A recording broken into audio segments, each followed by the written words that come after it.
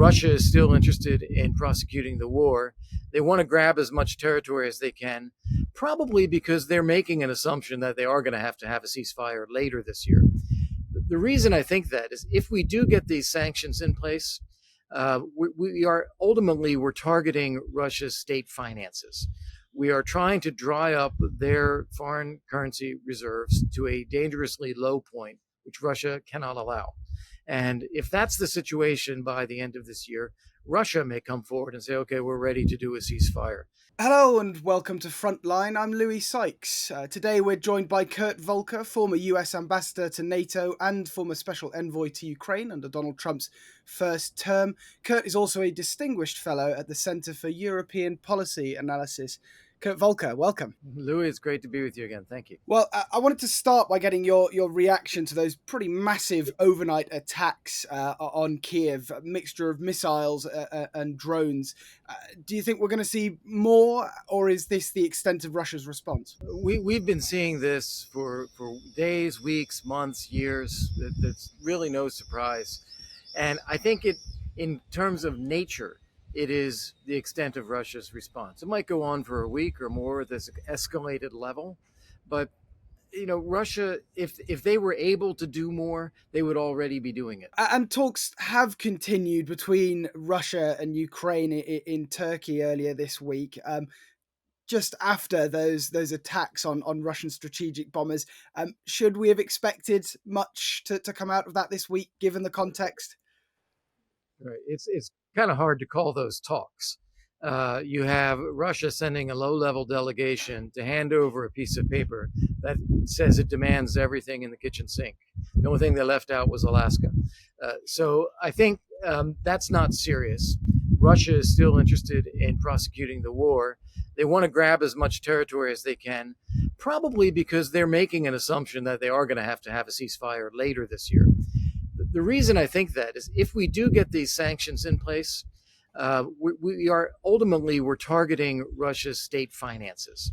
We are trying to dry up their foreign currency reserves to a dangerously low point, which Russia cannot allow. And if that's the situation by the end of this year, Russia may come forward and say, okay, we're ready to do a ceasefire. They might call it a goodwill gesture or something, but I think they'll be ready to do that. So that's what we should be aiming at with the sanctions. And when we have that willingness from Russia to really have a ceasefire, then I think it can be done very quickly. And then after that, I don't expect there to be any other agreement. I don't see Russia ever dropping these ridiculous demands on Ukraine about not having a military, about changing their government, about ceding territory that Russia doesn't even occupy at the moment. That's never going to happen. So I think we end up with a ceasefire by the end of the year if we squeeze the finances the right way. And then a tense standoff, which is frankly manageable. It's what we managed in Germany. It's what we managed with the occupation of the Baltic states. And I think we can manage that with Ukraine too.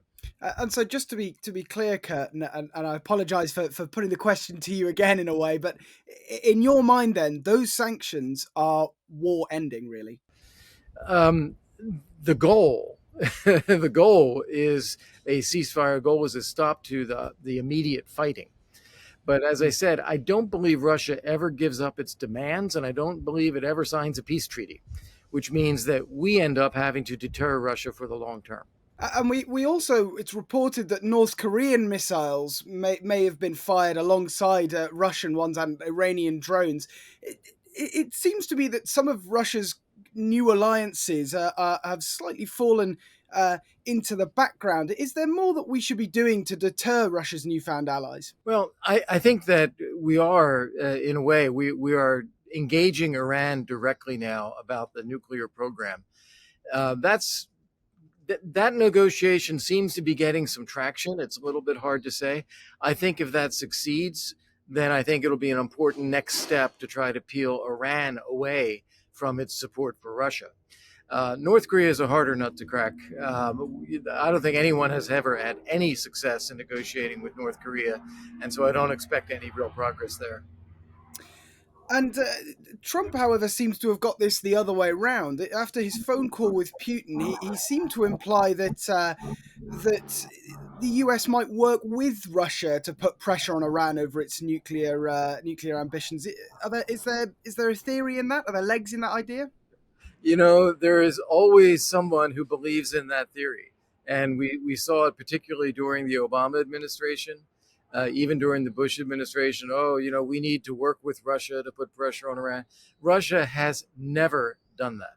Russia has always done the opposite. They've always played a separate game with Iran at the expense of the West. We shouldn't expect anything else. And I want to go across the Atlantic now to the US. What sort of response would you like to see from the White House over the Russian drone and missile attacks last night? No, well, look, what I'd like to see from the White House generally is an understanding that this is not two equal sides, moral equivalence, political equivalence. President Trump the other day used the analogy of two kids fighting on a playground. That's not what this is. This is Russia embarked on a war of aggression rooted in imperialism and genocide because they don't believe Ukraine should exist as a separate people. That is troubling, and we need to call that out for what it is and to reject the Russian aggression and to understand that Ukraine is not seeking a war, didn't want this war, is not fighting a war because it chooses to.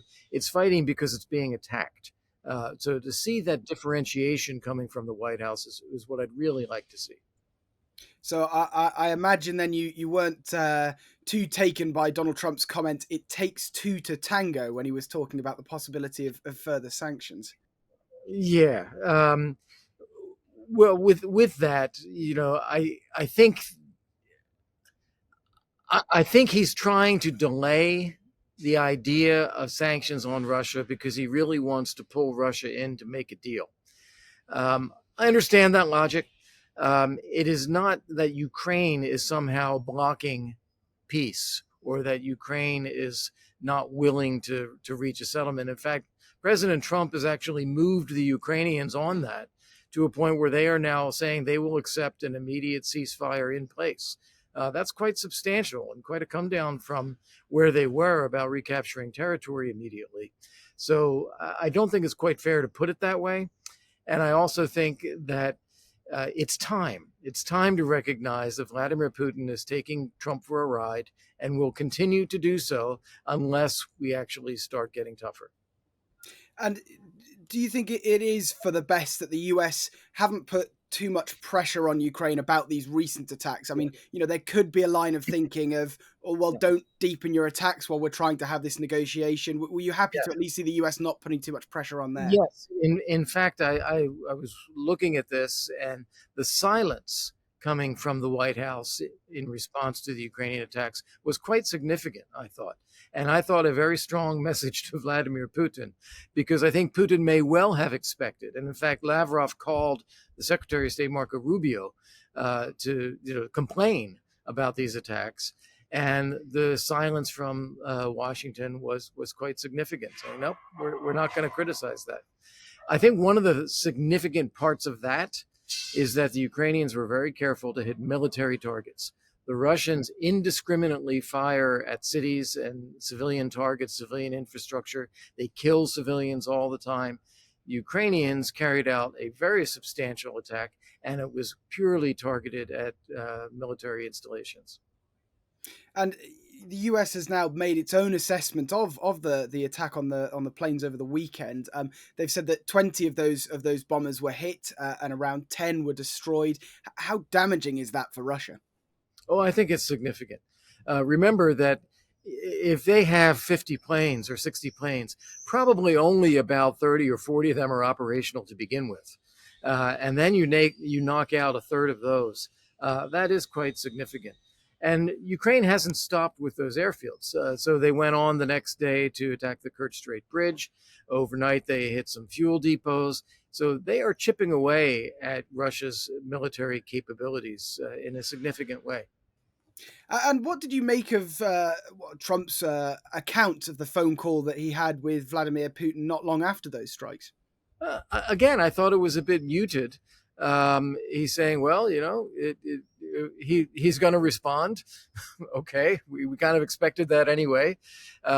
He's not ready for peace. That was also clear. So it's good that Trump is recognizing that this is not leading to peace. He then did sort of keep that both sides ism in the readout a little bit, which is unfortunate. I think it would be better to have a clear picture of who's wanting to fight and who is wanting peace. But I thought that was still a muted take from him compared to the embrace of Putin that we saw previously. And how important as well at the moment, when Russia is threatening these responses, not just at Kiev, how important is it for the US to maintain that strategic balance in this global situation? Well, when you say strategic balance, what do you mean? Well, nuclear deterrence. Ah, um, I don't think we have to worry about the U.S. nuclear deterrent. I think that we have quite a robust military capability, and it works, and everybody in the world knows it works. So I don't think anyone is going to be testing the U.S. on strategic nuclear weapons and strategic stability. The greater danger is Putin being tempted to use some kind of tactical nuclear device. His conventional forces are not succeeding. They're being weakened substantially.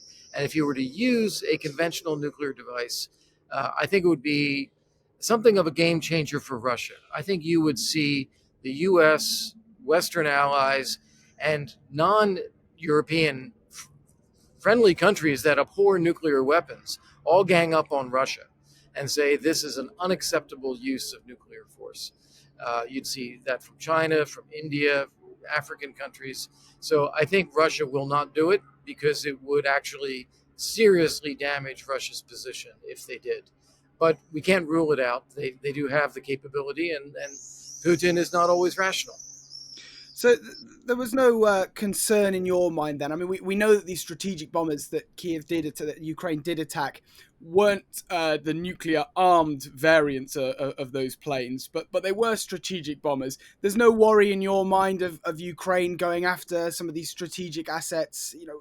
No, but let's be clear. So these airplanes are strategic bombers. They are capable of carrying nuclear weapons. Nuclear weapons are stored separately from the delivery vehicles. So they're not loaded up and armed until they are. So taking out the delivery systems is just taking out any delivery system.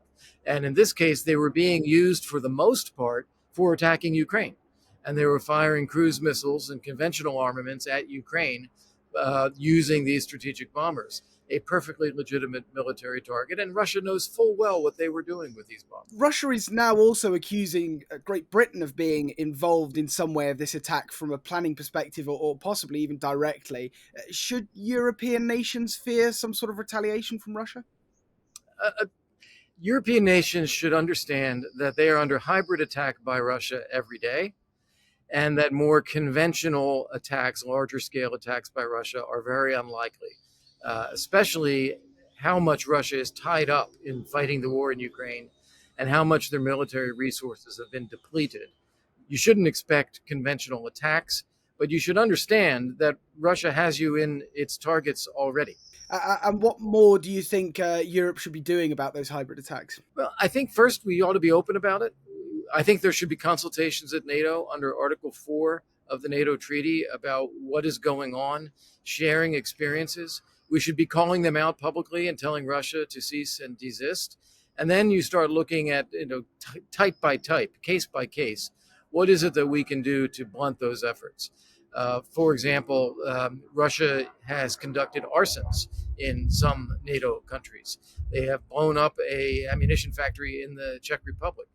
These are conducted by operatives that Russia has trained and enabled in Europe. We should be thinking about the role and the size of Russian intelligence presence in Europe, and if these things persist, start trying to ramp that down. And I want to come back to Trump briefly, especially on those sanctions. Trump has said he's willing to use these sanctions pretty soon if he feels that the Russians are kind of tagging him along, as he's been saying he's going to do that soon for a very long time. Do you have a belief that he will eventually use them, or Do you at least hope that that if he doesn't use them, someone outside the White House will get these pushed through? Yeah, I think that the Congress will pass them. Lindsey Graham has been very clear about this. He's amassed over 80 signatures in the Senate, Democrats and Republicans. You'll have a similar overwhelming vote in the House if you have a vote there. And it'll be delivered to President Trump as a package to say, here is what you can do. Secondary sanctions on those who are helping Russia to evade the primary sanctions. It'll have a devastating effect, and you should deploy this. And I think President Trump will be tempted to do so. If it's approved by the Senate, especially with these wide margins, he can say to Vladimir Putin, look, Vladimir, I gave you every opportunity to avoid this, and you didn't. At what point do you think those sanctions should have come in, or do you think Trump is right to give the Russians a bit more time? No, I think we should have done this long ago. I think on day one of his presidency, President Trump put out the perfect tweet, which was talking about how Russia's economy is in bad shape, how the war is not going well, how this is going to get worse for Russia, not better. He can use sanctions, and that there's an easy way and a hard way. That was a perfect tweet. And after about a week or two would have been the right time to then start ramping up pressure on Russia, because Russia completely ignored it and has consistently avoided Trump's calls for a ceasefire and escalated attacks on Ukraine. It is making President Trump look weak. And do you think this delay will allow Russia to start work on avoiding those sanctions before they come in, or are these comprehensive enough that once they come in, they really will have an effect? Nothing is ever enough, in the sense that, it only works when it works. But I think this is a significant set of measures. Russia's sources of revenue are oil, gas, and of course the financial institutions that can process the payments. And trying to shut those down as effectively as possible is the best way to go. One thing President Trump is doing well is keeping global oil prices down for a variety of different reasons, but that is good. That also hurts Putin's budget, but we should be piling on with the secondary sanctions as well. And at home and overnight, this feud between Elon Musk and Donald Trump has really reached a boiling point now. Do you worry there's a risk of distraction for the White House on the world stage because of this dramatic rift that's appeared at home? Look, President Trump has been doing 1,000 things at a time already. I'm sure he can manage a full-on brawl with Elon Musk and continue to do everything else that he's doing at the same time. But it seems that the White House and President Trump are trying to calm things down a little bit. We'll see whether Musk agrees with that or not. But the reality is that as much as Elon Musk is powerful and influential and incredibly wealthy, the president of the United States ultimately has the power, and I think Trump is going to stay focused on his agenda. Well, meanwhile in Europe, Defence Secretary Hegseth was at the NATO defence ministers meeting. He had very warm words for European partners, especially on spending. Are NATO now on the right track, do you think? Is 5% a realistic target? Yeah, so first off, let me just say, I think Pete Hegseth has somehow grown into the job in a way that a lot of people didn't expect. His trip to Singapore and the Shangrila Dialogue went over very well with Asian partners and allies. The comments he made about Taiwan and China were measured and just right. And then a very positive meeting with colleagues in Brussels. And yes, NATO is on track. I was at NATO for meetings earlier this week, and President Trump has managed to get European allies to embrace the idea of 5% of GDP going to defense, 3.5% of that directly through defense budgets, and another 1.5% through other budgets, but for enabling support to military operations, for instance, infrastructure, bridges, cyber defense, things like that. And NATO allies are all behind this now. So this is quite significant. And I think it completely changes the tone in terms of a U.S.-European dialogue about security. We have been, ever since the Bush administration, if not before, in a frustrated dialogue with Europe, complaining that the U.S. is doing too much and Europe's not doing enough. That boiled over with President Trump. And we are starting now to see Europe rebalance this, and it's changing the atmosphere. And you mentioned the Shangri-La Dialogue, that meeting in Singapore of the US and some of its allies in the Pacific. Do you think there's more of a recognition now of the link between deterring Russia and deterring China? I think there's some. I think there's some. You still have people in Washington who just are fascinated with this idea of China being the only thing that matters, and trying to peel Russia away from China. This reverse Kissinger, they call it. It's a foolish idea. It misunderstands both countries, in my view. But I do think that there is a growing understanding that China is watching, that if Russia has failed in its effort to take over Ukraine, that is a salutary message for China. If Russia has succeeded in uniting the West, that's not something that China wants, and that the U.S. has deeper layers of resolve, and that allies matter. So all of these things, I think, are good messages for China, and I think there is some growing understanding in the administration about that. And we've spoken a lot about the increase in spending and the waking up of Europe to the idea of remilitarizing.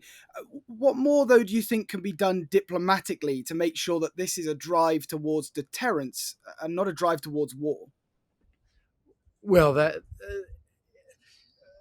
so I don't believe that the U.S. or Germany or Britain, anybody here, is out building up military capabilities because we want to go start a war. That's not the case. What we see is that adversaries like Russia or China have felt that there's a vacuum, particularly during the Biden administration. They did not feel much deterrence. And as a result, we saw Russia invade Ukraine. We saw Iran unleash its proxies in the Middle East. We saw ramped up threats from China about Taiwan. So building up this military capability is all about restoring deterrence. It's not about starting a war. It is about sending a signal to those who are starting wars that they'd better stop. And do you think that signal is starting to be heard in the Kremlin? Not yet. Not yet. As we started off this conversation, is that we have not put pressure directly on Russia. And I think that Putin still feels that there is some measure of protection he's getting from the Trump administration. When that disappears and there is direct pressure on Russia, then I think they may start to get the message. Well, Kurt Volker, former US ambassador to NATO and special envoy to Ukraine, thank you very much for joining me today on Frontline. Yep, pleasure, Louis. Thank you. Thank you for watching Frontline for Times Radio. For more on the war in Ukraine, you can sign up for membership at the link below or subscribe to our YouTube channel. You can also listen to the latest news and analysis on Times Radio or read it on thetimes.com. Thanks for watching. Goodbye.